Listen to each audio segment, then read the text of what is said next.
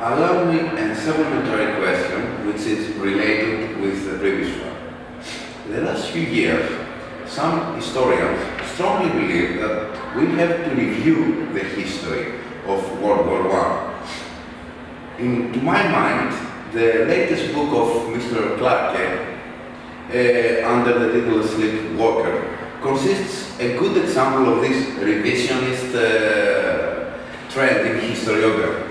Which is your opinion about this new trend? Well, let me say generally. I mean, I think it's here the book. Let me say generally. I mean, revisionism is in the nature of history. Each generation of historians are likely to revise the judgments of a previous generation. And in many respects, what Christopher Clarke's The Sleepwalkers is doing is taking us back to where we were in the 1930s. I mean, in the 1920s, Germany stood accused of being guilty, of course, of the First World War.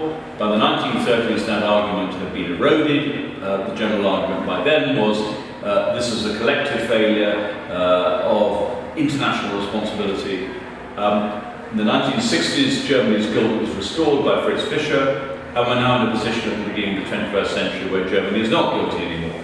And so this is yet another turn of a very familiar wheel, I would argue. I think there's another point too, which is that Christopher Clarke's revisionism can be exaggerated. I mean, the Fischer thesis, which is what, for most Germans, he is obviously revising, the notion of German guilt, is one which has been under attack for the last 25 years.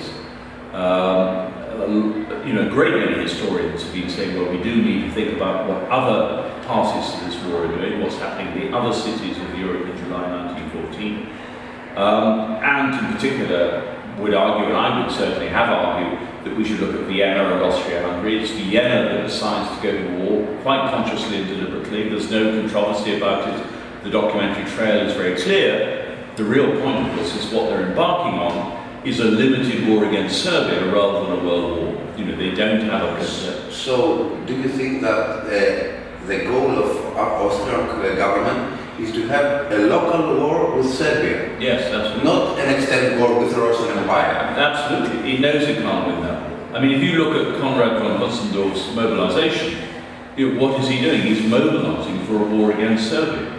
And he is hoping somehow that Germany is going to keep Russia off his back. It's an extraordinary miscalculation.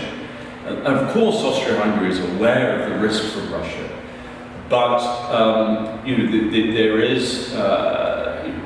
there are those who say, well, it's illogical for Russia to go to war, a conservative empire that might go through a further revolution as a consequence of that. Where I think, the revisionism that I think we really have to deal with, and which Christopher Clarke subscribes to, but which actually in many ways derives from the work of Sean Beacon, is the argument about whether Russia causes this war. I mean, that's another old argument. It's an argument that Germany wanted to produce, and the Sleepwalkers goes quite a long way to accepting that, saying that Russia is so desperate to get control of Constantinople, Istanbul, and the Dardanelles Straits, that it's ready to go to war to do that. I don't see any direct evidence of that at all. I think you need to distinguish between the positions that states took up after the war broke out, when of course Russia wanted control of Constantinople, and what happens before. It doesn't mean you go to war to achieve this before the war. You may want Constantinople. France wanted to recover Alsace-Lorraine. There is no serious argument any longer that France went to war to recover Alsace-Lorraine. Once the war broke out, then France was in the business of recovering Alsace-Lorraine. I think the challenge here is that actually we have got no significant new evidence to reduce revisionist theories. So they are theories. That's our challenge. Christopher Clarke has not got significant new evidence that will change how we interpret the origins of the First World War. So the arguments don't stop.